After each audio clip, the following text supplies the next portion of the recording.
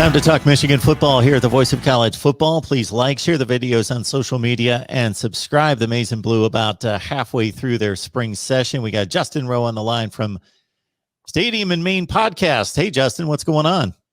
Not much. It's about 65 and sunny here in Ann Arbor after some cold weather, so feeling good here. But yeah, it's officially now on to only football, right? I know baseball, the MLB has started, but the national championship for basketball was last night, so I'm sure a lot of in terms of college athletics, a lot of heads are turning towards spring football, right?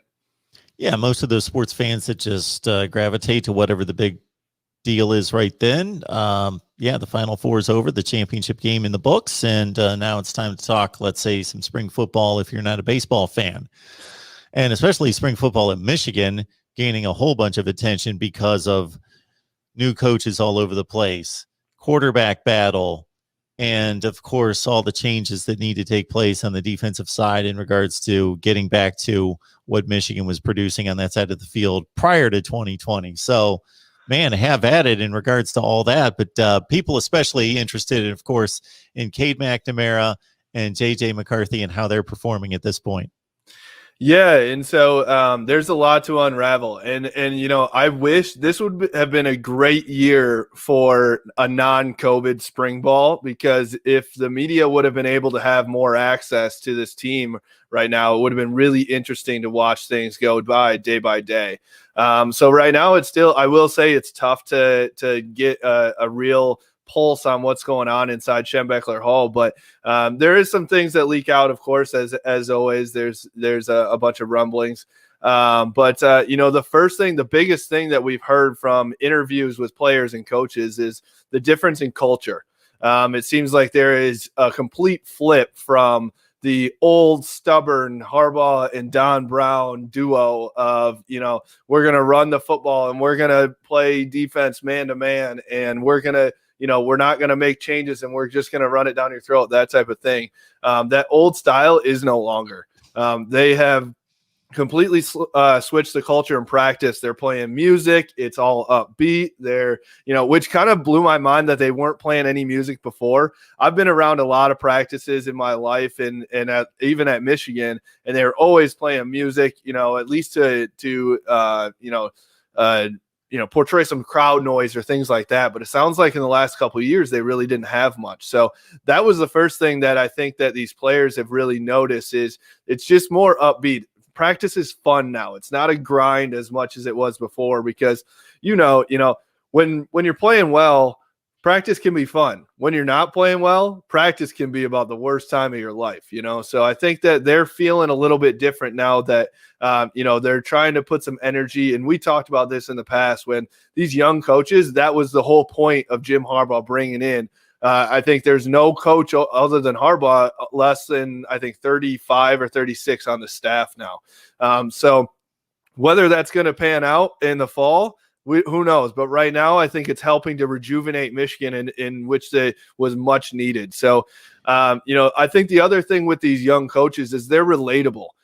So the biggest thing that I've heard from NFL agents that I know, as well as, some coaches and people around the program, is Jim Harbaugh is about as unrelatable as possible. And you can see that, he's just a quirky guy.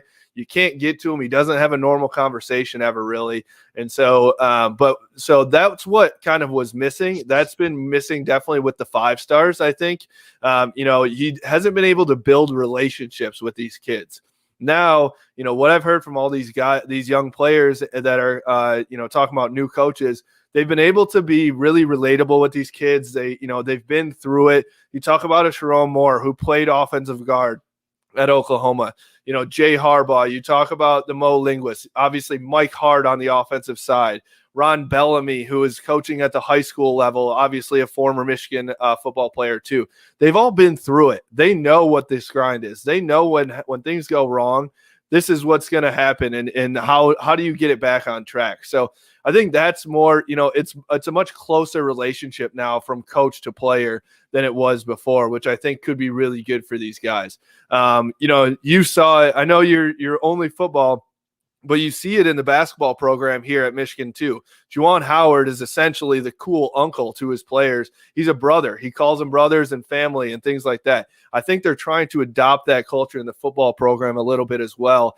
So it's more of that family atmosphere instead of a CEO up here type of thing, and then everyone else is down here. So that's what I see. I'd also think that these young coaches, there's no more stubbornness. It's all creativity in this game plan and game scheme. They're open to just about anything. Obviously, Mike McDonald it sounds like he's going to bring in a 4-3 defense. But I think it's still, there's a lot of different cooks in the kitchen right now that are trying to formulate game plans for the fall. So I think that will help, in terms of if we want to go into the defensive side, that will help, I think, because nobody knows what Mike McDonald is going to run and Michigan is going to run, which is a lot different from the past few years where it seemed like everybody, including every fan in Michigan Stadium, knew what defense Michigan was going to run, and every other opponent knew how to run against it. You craft an interesting narrative concerning the recruiting and then the building of relationships, because as fans and media, we focus on rankings and facilities and money and resources and all those things, thinking, okay, your top player at whatever position is going to go gravitate to these schools because they win all the time and they've got the reputation for winning and they've got a lot of money and build great resources. And all those things are extremely important because, yes, those are the teams that generally bring in the best talent. But it is still a young man going off to college that needs a relationship, that needs to believe that he can trust the individuals that are in charge and build a relationship so he feels comfortable going away to college. They're 18 years old. And so I think we underestimate that considerably in this whole process. And it seems as though, in any time, even though there have been criticisms of this coaching staff in regards to the acquisition and the compilation of this coaching staff, you give some things up to gain some other things, and they give away a little experience and maybe some guys that are going to be out of position in regards to their coaching experience for the energy and the relationships and the recruiting prowess and some of the things that they're going to gain. And I think we also overestimate, because I looked at a lot of these guys' backgrounds and with other teams, these guys are used to changing positions. They're used to coaching defensive backs and then a completely what we would think unrelated position a few years later in their career. They're coaching tight ends all of a sudden. And we think, how would they know about tight ends if they coach secondary? But they know football. They learn from each other.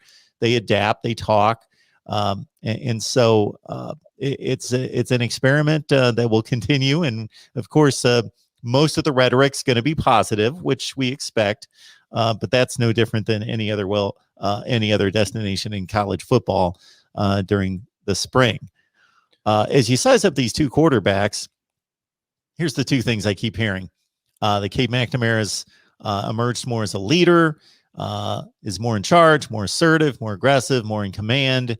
And then J.J. McCarthy is impressing people with his skills, his ability, but still needs to learn the playbook. Yeah, you're pretty spot on there. But one thing I will say is that Cade McNamara is coming in and kind of emerging as a leader, but it's not – JJ is not taking a back seat. JJ is coming in. He's confident and probably a little bit on the too confident side, which is understandable. He's a 5-star, top quarterback in the nation. That type of guy. IMG killed it at IMG. He's been the guy for how long now, right? His entire, upbringing. So he's coming in and he's not ready to sit in that second spot. He's taken out. He's coming for Cade McNamara. I think he thinks truly in his head and in his heart that he can do this job in the fall if it's given to him. And so I think there's, sometimes that can be to a fault, but I think for a quarterback as a freshman coming in with an obvious chance to start, you want him to have that swagger a little bit. You want him to come in and change things on this offense, where it seemed like last year, especially, Michigan didn't have that swagger on offense. There was no confidence. There was no, urgency. So I see whether JJ actually does come in and take this job, or if it's Cade, I like that JJ's coming in with that confidence to at least push Cade. If Cade ends up getting the job, he's still pushed and has to do more and is pushed into that leadership role by JJ, because he knows, if Cade doesn't perform in these first couple games, JJ is getting a shot. So I don't know who it's going to be. I don't think, in classic Harbaugh fashion, I'm betting that we won't know until the first snap in September. But I think that these guys are really duking it out, and I think they both have really great qualities. I would have to imagine that JJ, yes, needs to get to know the playbook better. That was the one thing that we talked about last fall. That was Cade's specialty. This is why Cade is so good, is because he knows that playbook in and out. And that is the one thing. He may not have the strongest arm. He may not have the legs all the time. He may not have the body, but he knows this playbook. And I think he's very smart, which sometimes you'll take the smart guy over the super talented guy, especially in college football. Exactly. If there's a number of throws to be made on the field, there are very few quarterbacks out there that can make every throw. So you give up a few throws for the guy that's going to make the right decision, make the right read, get you into the right play, all those sorts of things that need to be done. No question about that. We got Justin Rowe on the line from Stadium in Maine podcast. Check out the banner down below. You can get a free Michigan mask by going to voiceofcollegefootball.com. Register for free. Go to the top of the screen. You see register for free.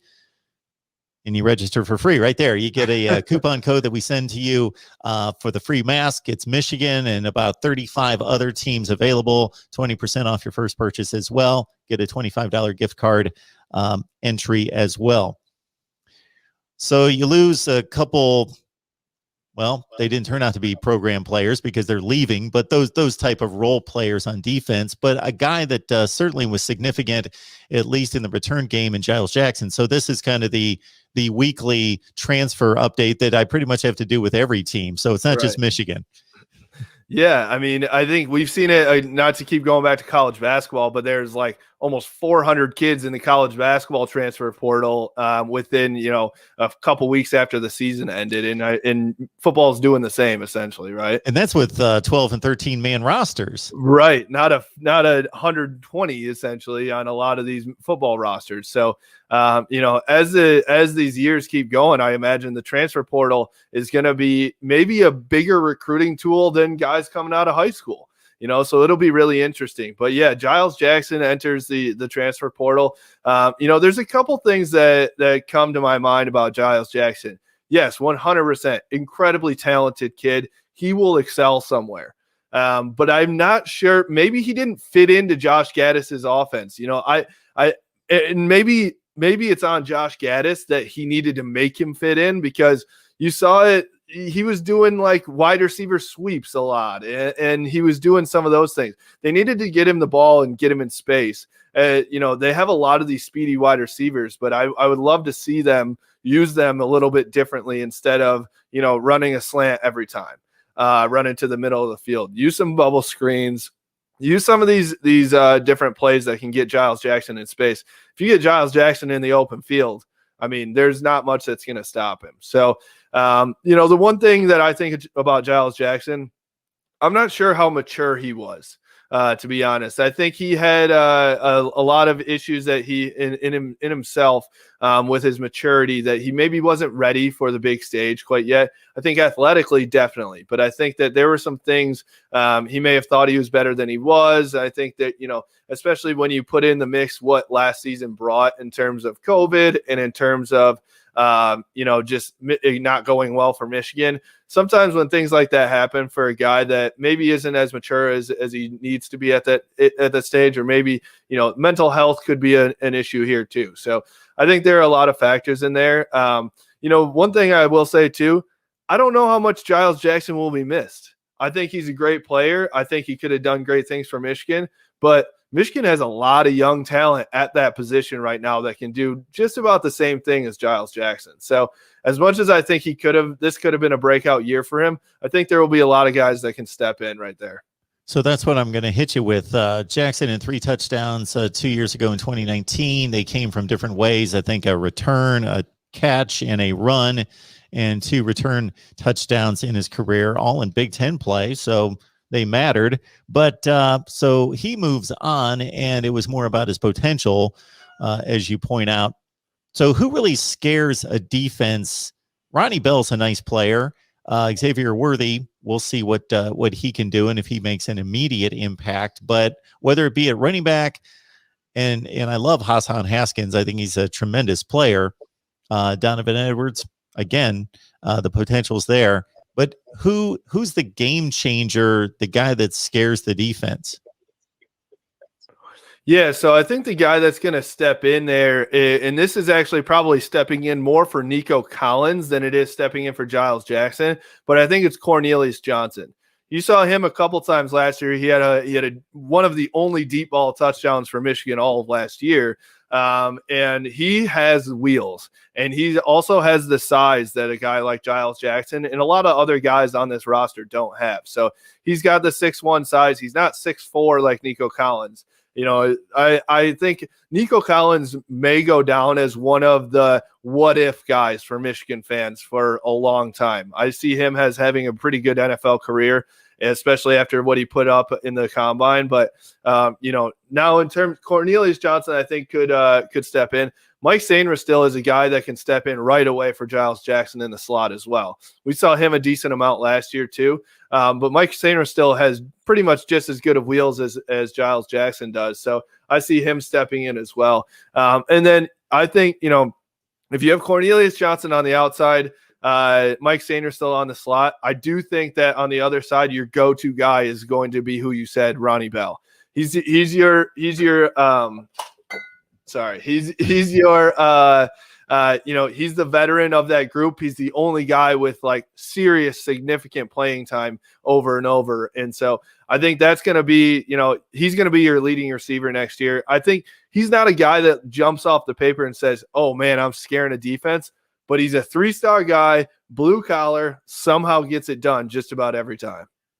Yeah, he's impressive when I watch him. There's no question about that. And I always hear about his limitations because they kind of outline how he came through the system in the process as a 3-star. But guys make plays. So it's not all about the star rankings. There's a question about that.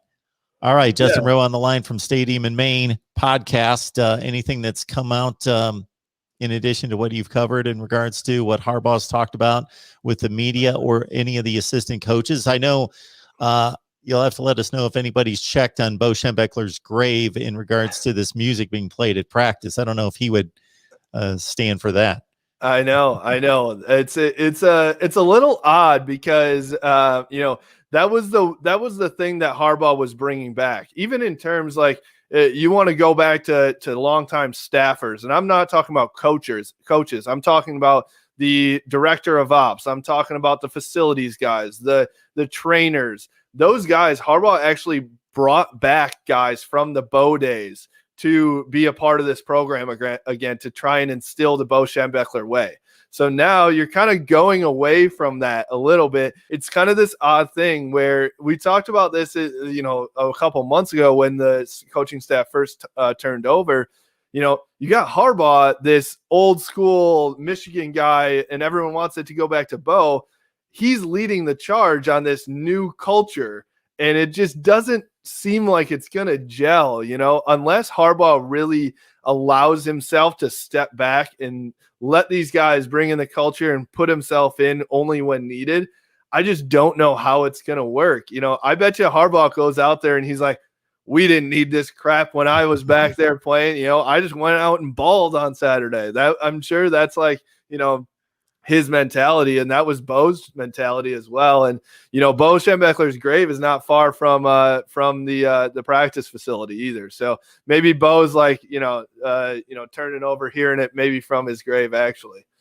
I had this conversation concerning another team. I don't even remember which one it was, but I think people get confused because they try to hang on to traditions and things that don't necessarily matter. Right. The legacy can continue through what really matters in life. Core values matter, and they shouldn't change. You know, trust, loyalty, love, faith, those things. And actually, a lot of the people that we honor and try to keep things the same as when they did them, they were actually innovators in their day. Right. So it's almost like we should honor them by continuing to develop and innovate and update, because that's what they were doing. That's what made them great. Bo Schembechler wasn't Bo Schembechler until he came to Michigan and did something completely different than what was happening before. You're spot on. It's like, you want to allow these guys to come make a name for themselves. If you just try and continue to do the same thing that happened in 1980, we're 40 years past that. I don't know if anybody knows that, but the game is a lot different. I saw Nick Saban talking about it the other day that it's no longer this defensive battle, and he has to score points. Guess what? Nick Saban has figured it out, and now Alabama scores 50 points a game.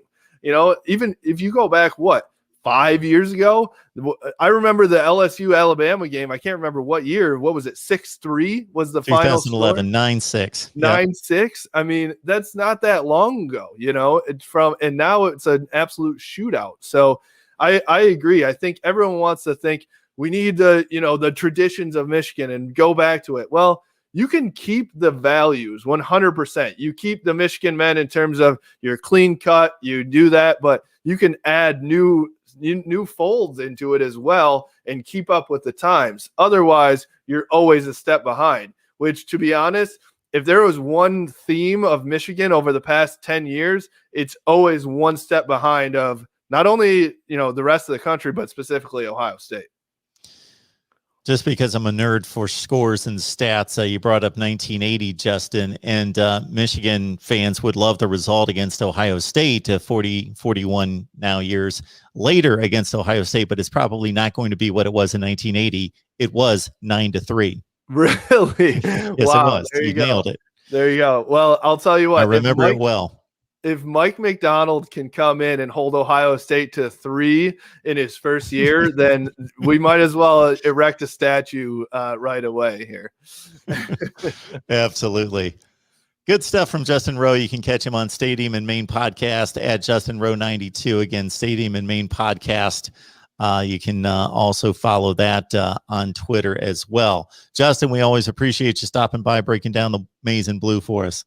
Thank you. Appreciate you having me on.